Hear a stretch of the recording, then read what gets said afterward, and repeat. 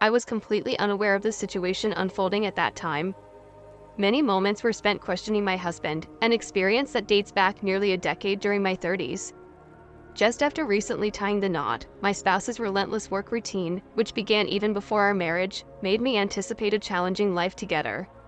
He was absent for such extended periods that loneliness consumed me initially. I tried to give him space during his rare moments at home to unwind, yet my frustration mounted. My demeanor grew increasingly harsh each time I encountered him. Despite his attempts to comfort me, if he sensed my dissatisfaction persisting, he'd eventually start ignoring me. I yearned for his attention regardless of his demanding job, simply because we were married. However, this emotion overwhelmed me, obstructing my ability to see him objectively.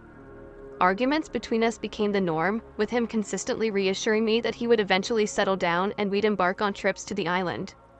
Regrettably, those promises remained unfulfilled. I questioned whether work held more significance than me, asking if he should refrain from coming home if it drained him. I too felt exhausted, and witnessing his excitement only added to my sadness.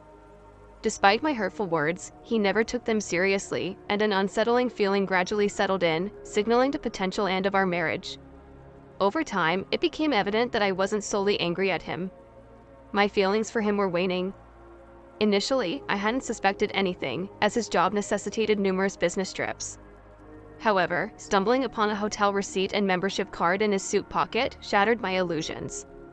The receipt indicated he had stayed at a hotel on a business trip, accruing points for multiple nights. As a prosperous businessman, he was popular among his female colleagues, leading me to conclude that he had found solace in another woman's company. Regardless of his infidelity, I decided to go out and make plans, even on weekends. While enjoying initially, the facade grew tiresome, and my inability to authentically enjoy myself weighed heavily. Perhaps it was time for both of us to find our freedom to cease evading each other and avoiding the reality of our deteriorating marriage. Maybe he'd be happier with someone else, so I resolved to move on to the next phase of my life, despite this being the same man I once loved, until I discovered I couldn't envision a lifelong partnership with him. Summoning courage, I initiated the divorce process, pondering if any alternatives existed. However, indications of his involvement with a new girlfriend persisted following days of contemplation. I mustered the courage to send him a text. "Can we talk? I need you to come home early today." His swift response suggested he too had something to discuss, despite my certainty about divorce. His apparent willingness to converse triggered a sense of uncertainty. His heart had drifted away from me towards someone else, to end things on a positive note. I decided to smile through this ordeal. I awaited his return, and when he did arrive, I noticed a considerable weight loss. His eyes and tone were familiar, yet an insurmountable gap had emerged between us despite his typically quiet nature. He listened as I expressed my thoughts, though anger at his indifference began to surface. I confronted him about his new girlfriend, and he looked surprised, prompting a brief smile from both of us. In that moment, we laughed together for the first time in ages, regardless of the topic at hand. After that encounter, we managed to communicate once more, evoking a peculiar sense of reconnection, perhaps stemmed from him realizing that I was aware of his affair. There was a newfound vitality in my husband's expression. "Let's cease these attacks. I don't want to leave because I dislike you." He admitted agreeing with my proposition. We decided to tidy up our living space and divide our belongings, preparing for the possibility of departure. Each item held cherished memories, yet some I desired to keep concealed for a while longer. Uncharacteristically, my husband, who tended to hold on to possessions for years, didn't hesitate to discard them. His gesture of grace overwhelmed me. "Take whatever you want. It's my fault, and this is my way of making amends." He earnestly said that as we completed the task, our room became orderly and only our shared belongings remained. His eyes seemed to be tinged with tears as he acknowledged his remorse. I wondered if he felt the sadness as he cleaned up a sentiment I understood as I felt it too. The path ahead was uncertain, but we agreed to take it step by step, deciding to rest for the remainder of the day. I took a soothing bath to clear my thoughts. Although I could theoretically seek compensation from my unfaithful husband, our relationship's demise was undeniable. Furthermore, I no longer wished to further distort my memories of him. As I prepared for bed, he entered the bedroom and gently embraced me with a mixture of awkwardness and remorse. "I'm used to mentioning his new girlfriend." His response was subdued. "Just one more time, I want to be by your side." He confessed his vulnerability, which caused me to tense up slightly, sensing his trembling embrace and asking if he was crying. I received no answer as my hand brushed his back. I noticed his body had become leaner and lighter. Concerned, I asked if he was okay. He finally spoke, admitting that he had been intentionally losing weight. "Is there anything else I should know? Are you truly all right?" I inquired, taken aback by the difference in his physique. His physique, once robust and muscular, had changed. He explained that she preferred him. This way, sadness enveloped me once more. He's doing it for her. Why not just forget about me if he's so content with her that he's willing to transform himself? I questioned myself internally, suppressing my emotions. I added a sarcastic remark. "That wasn't necessary. You're still the same. I appreciate that part of you. Starting tomorrow, I wish you a happy life. I'll be praying for you wherever you are." I added with a touch of irony as my husband began to snore. His atypical and steady pace of movement persisted even in his sleep. While his future might unfold in that way, I drifted off to sleep, uttering a hopeful wish. Oversleeping the next day due to my late-night room cleaning, I discovered my husband absent from the bed in the living room. In the living room, an A4-sized envelope lay on the table. Its contents included a bank book, a stack of documents related to marital assets, and an unusually substantial sum of money in my name among them. I uncovered divorce papers with my husband's section already filled out. Panic took over as I tried his cell phone, but it had been disconnected. Desperately, I contacted his parents and friends, yet none could provide information, finally reaching out to his workplace. I learned that he had resigned a few months prior, a drastic change for the workaholic he once was. It should have made sense if my husband had found a new girlfriend and left, but why go to such lengths?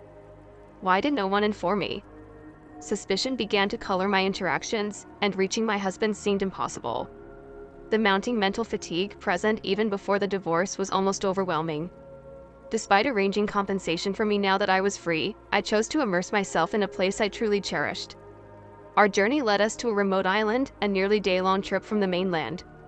With a population of around 3,000, it held a deserted allure. I had visited this island once before with my husband. Enticed by its natural beauty and unhurried rhythm, he had promised we would return once his work allowed. Despite missing him, I sensed that what I needed now was the tranquility of this place. I took the leap, quitting my job and relocating to the secluded haven. A few months later, renting out my house to someone else was a risky move, but the prospect of staying there was unbearable. Although my husband's mortgage payment method remained unclear, his diligent work to clear it was evident. Nevertheless, the house was laden with memories, and the loneliness within it felt unbearable.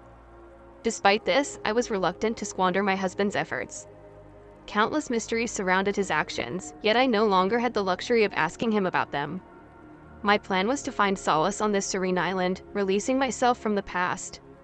Over time, I began adjusting to the island's way of life and forging connections with neighbors. My financial stability rendered work unnecessary, but the inactivity proved more disheartening, so I began assisting elderly neighbors in resolving their predicaments. Initially an outsider, I gradually integrated into the island community. As I embraced my role and settled in, I learned that a new patient had arrived from the mainland for medical treatment. This individual, gravely ill, had chosen this island as a final refuge due to the absence of medical facilities. The choice was daunting for anyone unprepared for life. On this isolated isle, while apprehensive, I was designated to assist the new client. When a request came, I apprehensively made my way to his house. Perched on a hill with an ocean view, the small dwelling, though habitable, seemed scarcely equipped to combat the elements' doubts about its suitability. As a final dwelling crept in as I approached upon ringing the doorbell, a faint voice invited me in. Stepping inside, I found my client seated near a window. The sunlight and breath streaming into his face remained obscured by the backlight, causing me to squint as he turned toward me. Speech evaded me. In front of me sat my husband, or rather, my ex-husband. Our mutual astonishment was palpable as we stood there, locking eyes and breaking the silence. My husband acknowledged the truth you found out. He declared a mischievous smile, gracing his lips, reminiscent of the past. I struggled to comprehend his presence, a reality that contradicted what I knew. He beckoned for me to sit beside him, grabbing my hand as I complied. As I took my seat, his grip remained reassuring, gradually calming me to speechlessness. In the face of this surreal encounter, I couldn't formulate coherent words. The atmosphere was thick with unspoken emotions. I wiped away my tears and answered. An elderly man stood there, surprised by my tear-streaked face. He entered, took a seat next to my husband, and greeted him in a soft, gentle voice. My husband assured him that everything was normal, initiating a conversation between them. This elderly man was likely the island's sole doctor. His presence confirmed the island's lack of proper medical facilities and highlighted the clinic's significance. My husband had chosen this island for his final days, an autonomous decision that I now find myself keenly listening to, intrigued by their discussion. I pondered if there was a way for me to contribute and assist in some meaningful manner. My husband's physician departed after approximately 10 minutes of casual dialogue. I found myself compelled to chase after him. Evidently, my disheveled appearance startled him once more. However, upon disclosing our relationship, he appeared to comprehend. I inquired about my husband's condition and prospective treatment, only to be met with the response that he couldn't divulge such information without my husband's consent. Perhaps out of sympathy, he informed me that my husband would soon lose the ability to walk unaided. The thought of him spending his final days in solitude was distressing, prompting the plea for me to be there for him. I was left in astonishment. The whereabouts of my husband's girlfriend crossed my mind. Returning to the house with a heavy heart, I found my husband waiting. He seemed to anticipate my conversation with the doctor and greeted me with a smile. My return to him led to a request to spend the night in my husband's apartment, which held only a scant amount of luggage and a couple of futons. This marked the first time we shared a bed since the discussion of divorce under the covers, and we exchanged stories of our journeys. To this point, while I yearned to inquire about his ailment, I opted to refrain from broaching painful subjects and instead engage in reminiscence. My emotions surrounding his prior relationship influenced my choices. I inquired whether he had brought his former partner to the island prior to my request to stay. His laughter and avoidance hinted at a somber occurrence, cautious not to wound his feelings. I ceased my questioning the following day. I informed my employer and decided to take time off to be with my husband during the remaining period he had left in a wheelchair. I accompanied my husband, whose mobility was severely restricted, around the island. Familiar places from my previous visit and new scenic spots became the backdrop for our shared time.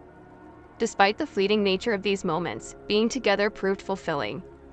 Regrets about undisclosed feelings during our marriage surfaced even after divorce. My emotions for him grew stronger. Regrettably, circumstances were now unchangeable. Remaining by his side as a friend became my commitment. Joyful moments were fleeting while the illness gradually took its toll. His physical capabilities diminished, preventing outings and resulting in more frequent episodes of sleep. Daily visits from the doctor provided a degree of relief, yet the impending loss felt inconceivable. I devoted myself to caring for him, ensuring he was never alone. Awakening a possibility at any time, sometimes he would recount recently awakened dreams, other times he shared memories as if they just transpired. Every moment was cherished, amplifying my sorrow. Consequently, my husband's periods of wakefulness diminished during our silences. I remained by his side, narrating his favorite literature and relaying descriptions of the world around him so he could understand. Desiring to convey the beauty of a sunset, I grasped his hand and attempted to communicate the chill of his hand. Irregular breathing and unsettling chest movements prompted panic.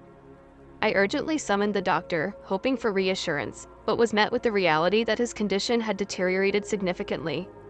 The doctor advised letting him pass away peacefully. He wants you to stay with him, so I'll step back. No need to worry. I'll be close by in case anything arises. Therefore, please remain by his side with those parting words. The doctor bid farewell to my husband and left, and so the moment had arrived. I had anticipated its arrival, yet it was still almost unbearable. Meeting you was a source of delight amidst the challenges. In truth, I hold deep affection for you. As I held my husband's hand, I whispered into his ear, and miraculously, he gently squeezed my hand in response. Though medically improbable, I distinctly felt it. Shortly thereafter, he drew his last breath and passed away peacefully. The tears flowed freely, yet I found solace, and having been there for him until the end, the days following his passing were a whirlwind, leaving little time for grieving until after the burial. Upon returning home and organizing my husband's belongings, I noticed stacks of letters resembling a mountain leafing through them. I was struck by the nostalgia evoked by his handwriting. Among them were dozens of letters penned by my husband. These letters began on the day we reunited. My husband had moved here in the hope of finding me once more, though he likely never anticipated his success.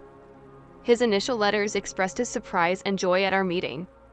The humor and warmth in his letters brought a smile to my face, and his sentiments were the best compliment he could have given me.